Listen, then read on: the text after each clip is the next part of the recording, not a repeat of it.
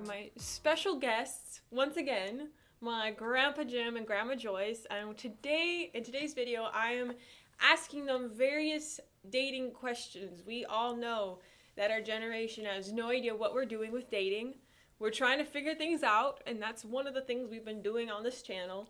So I want to talk to the people who know, who've been in this relationship game the longest, and get their insight as to how to go about dating and dealing with relationships. So thanks guys for doing this other video with me. Happy to do it. Yay! Alright, so first of all, I want to ask this to Grandma. Grandma, what is something that a woman can do to prepare herself to be a wife? I do think there is a way to meld our modern, perspectives and how women are working and taking initiative in their own lives, as well as how you can be a good wife in that dynamic. So what skills should she work on specifically? Right. I think one of the big roadblocks right now is the fact that girls don't get involved in domestic things that much when they're growing up, because their mother's dynamic may be different than when I grew up. But in the day, you would learn how to do all these domestic things, but today you don't. I think having a mentor is really great if you find a woman that you admire and that you would like to help you, not only with domestic things, but also, I think, to be a good wife, you need a good spiritual base. You need something to hang on to. And a faith base is important, and you might find a mentor that would be able to answer just simple little questions. Is this normal, or is that normal, or what is this expected? Because you don't know.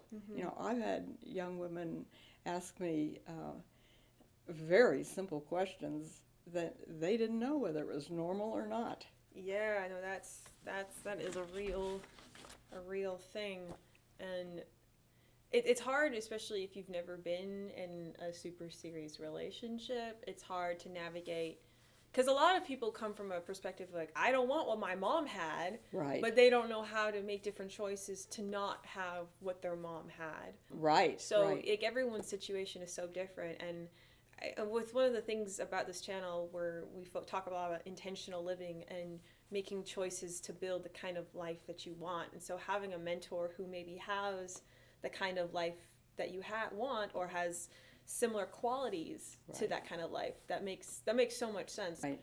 One thing I should mention is that in premarital, we talk a lot about roles and responsibilities, and sometimes you find out that one or the other of the spouses is very good at cooking, or very good at organizing, or very good at finances, and it's fine to mix up those roles. They don't, they aren't set in cement that women only do this and men only do that. But, you talk about that in premarital, and you figure out what's going to work for you as a couple. I think more than ever, we are definitely kind of slipping away from feeling like you must do those things. But I think also as a single person, when you're working at being autonomous and working on all those skill sets for yourself, right? And then that will just make you that much more attractive, because you're like, oh, this woman knows how to take care of herself. She knows how to do what she needs to do. She's responsible, and grown men will appreciate that. Some young men might not, but the grown ones will. Right. Those that are looking for a spouse. Yes, they'll say, they start to look for things a little more differently than when they were younger. This is a big question in the internet space, is should women make the first move? And that's a hard question, because hopefully it will come naturally, it will come easily, because you'll be talking about something that you would both like to do, and it's perfectly fine to say, maybe we should do that, or that would be fun to do, or, make a suggestion like that. I don't suggest calling them up and asking them out to dinner or something like that. That's pretty in your face. But some couples do it and are comfortable with it. Personally, I wouldn't be that comfortable with it. Yeah, and I think making the first move doesn't necessarily mean you're like pressuring somebody. Sometimes it could be you're meeting you see a stranger in a restaurant or a bar or in life, and you start the conversation. That could be, in a way, making a first move. Right. Without necessarily being super forward or being like, hey, come out to dinner with me Saturday. Like, there's a difference between what that can look like. And really, your body language tells whether you're interested or not. You know, if you're smiling and if you're interested in the other person and what they're interested in, that can make a difference too. Okay. What qualities should she look for in a man that she is looking for a long-term relationship, potentially a husband? What should she be looking for? I think she should look at how the young man treats her. Does he treat her with care and concern, or does he just expect that she's going to tag along with whatever he wants to do? Does he expect her to be involved in everything he's doing and really doesn't seem to care that much about her? I think respect is really important, to look for someone that shows you respect and is polite. Doesn't just rush ahead and expect you to follow along. Yeah. And I think you have certain feelings about a person right away. You know, whether they kind of draw you to them or whether you're kind of repelled and you say, I don't think so. But I guess you have to, in a sense, listen to your heart a little bit.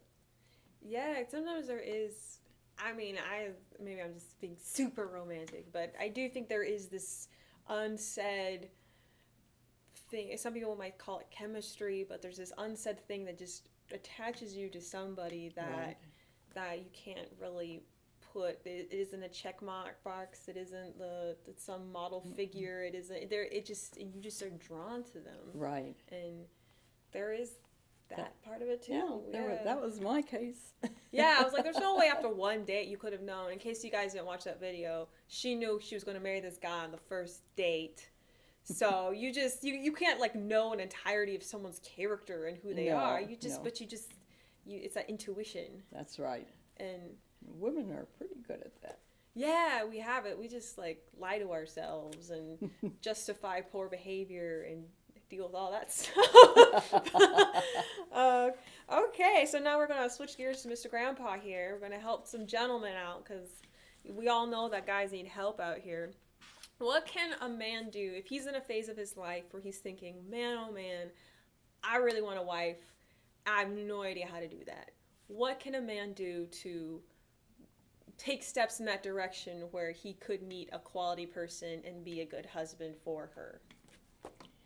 I think it goes from a natural progression from knowing how to make and keep and nurture friendships. Because that's where steady relationships come from, is where you've learned how to interact with other people in ways that are promoting friendships, not just superficial ones, but deep friendships. And if you can do that with groups of people, not just one person, then you get the confidence that you know how to make and keep and be a good friend. And then it's just the progression from there. With the girls, it's important that you understand what makes them tick. What do they like? What don't they like? And you have to be approachable. If you give off signals that you're just focused on yourself and what you want, and it's all about me, nobody wants that.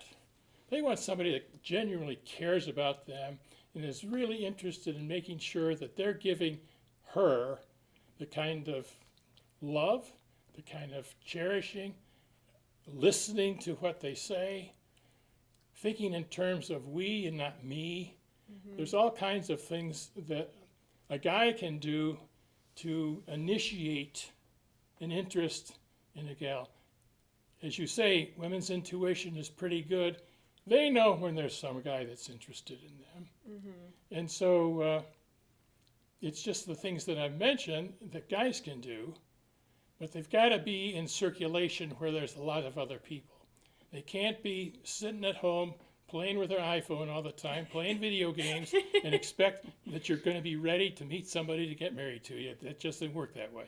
Yeah, maybe call me out if I'm just saying nonsense here, but it seems like a lot of men don't really think about starting the journey until they just see somebody who they like. Like, it's like all of a sudden they have to assume like, oh, I like her, I want to be with her, before they even start gearing. But what I'm hearing you say is that if you develop the characteristics of how to be a good friend with multiple people, how to look for someone's interests above your own, then by the time you meet someone really wonderful, you've already have the skill set. It's like any other kind of job where you start doing it before you actually have the position. Like if you want to be a writer, you just start writing even if no one's paying you for it, because you want to be good, so that by the time opportunity comes, you've been practicing. So how should a man go about getting a date? If a man knows somebody from school, work, church, something that he's doing,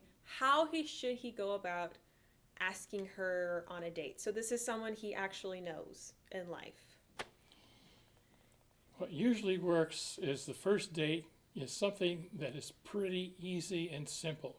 You don't sweep them off the feet by taking them to some fancy 5-star restaurant and ordering steak and potatoes and all, wine and all kinds of stuff where you're spending $100 on your first date.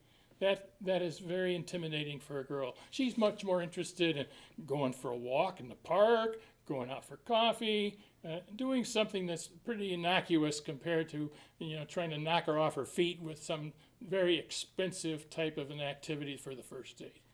You gradually move into things that are a little bit more complex.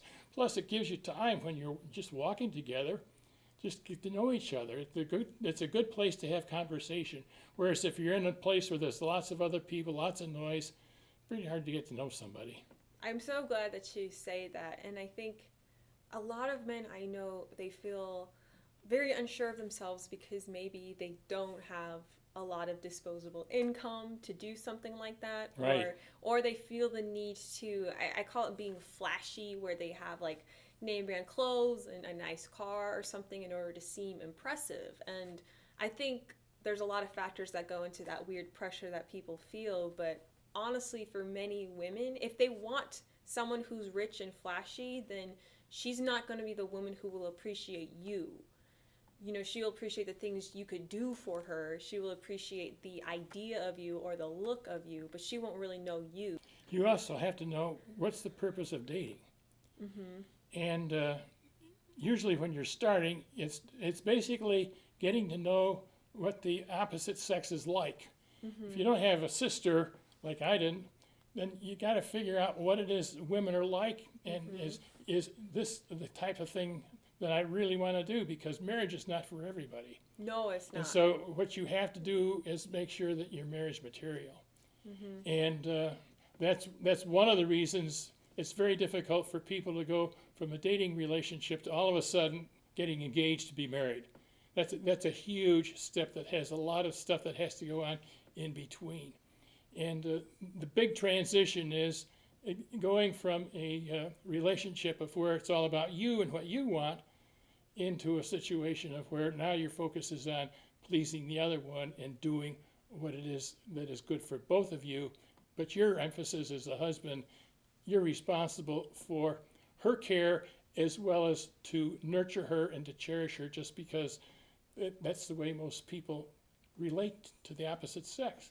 Well, that's such a great point too, where so often men and women, they will come in with this sort of checklist of what their standards are, and they're looking out for, how can this person fit my checklist? How many boxes does this person fit for me?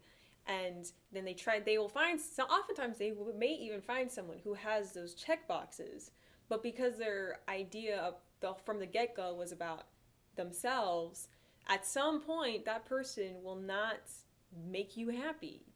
And your whole mindset is what's yours. I'm hearing you, and let me know if I'm not hearing you properly, is that if you go with the mindset of how can I love her, and if she's coming with the mindset of how can I help and love him, then you're going to have this kind of teamwork dynamic because you're looking out for each other and can kind of help each other out in your moments of weakness. So that's so... Nobody likes to feel used. Yeah, yeah. I have a comment, something that just popped into my mind. Usually people go to premarital counseling after they're engaged, and that's really not very good timing. It's better to go to several sessions of premarital before you're engaged to make sure the engagement is a right step. And it's pretty hard if you're already engaged to step out of that relationship if you find, some big red flag that, I don't know if I can live with this or not. And I think that also, for the most part, will alleviate the family pressures because, if you tell everyone you're engaged and then you be premarital and you see these big red flags and you're like, oh, wait, I don't know if this is the right choice. There's a lot more of those family pressures as opposed to if you start the process sooner before you get engaged, then you might be like, okay, yes or no, without everyone and your great auntie being like, I'm so happy for you, Right. Dealing with all of those pressures. Right. But I know some couples that pick their venue first because it's so hard to get a venue. Yeah, that is the thing. And so they'll pick a venue and then they'll think, well, I guess we can get engaged now. We have a venue. We have a venue. We can make... That's hilarious. No, it's true. I've heard people wait a year, 2 years before. Right. I'm like, oh my gosh. What qualities should a man look for the women that he's dating? What things specifically are like, yeah, this is a good thing that not all men may pick up on? You have to know yourself and what your strong points are and what your weak points are. And basically, instead of looking for somebody that's just like you, I think you should look for somebody who complements you so that your strong point could match up with a weak point so that together you've got that base covered. The same thing, if I'm weak in something, finding somebody that's strong in that, together we've got that covered. So instead of finding somebody that's just like you, you need to find somebody who really complements you. The other thing that I found was after dating a number of gals, some of them you had to win every time you saw them. It was kind of like, well, if I don't really work hard at this, she's going to walk. I found out, marriage is a long time to try to keep winning somebody every single day. I said, I need somebody that's going to want to be with me. So regardless of where my job takes me or where I get transferred to or whatever it could be in our life, I needed somebody who was going to stick by me regardless of how difficult it might be, where we live, may not want to live there, don't like this. I didn't want to have to live up to a whole big checklist of things that would be a spoiler for a relationship if I didn't do that all the time. So I needed somebody that was going to really want to be with me and not what I could provide, what I could give, some material type of thing. It had to be a heart relationship, not something that was materially based. Well, that's such a great point that it's so the way people, men and women, are just grow up in these environments where it's like women learn that if I make myself so available, men aren't interested anymore. If I'm so nice and so open, men are interested. And then they close off and make themselves like a challenge. And then all of a sudden, men start working really hard.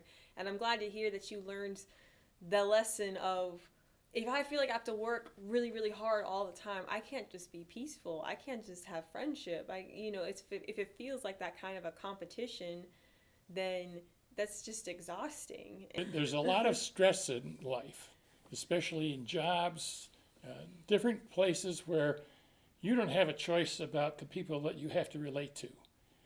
And you need a relationship where you can relax, you can be yourself. It's just a place to unwind and be comfortable and not always feel like you've got to be on your best. And I think this is true of all of us. And when you're going to couple with somebody, you're looking for that whether you realize it or not. You want to be comfortable in their presence and have them comfortable in your presence.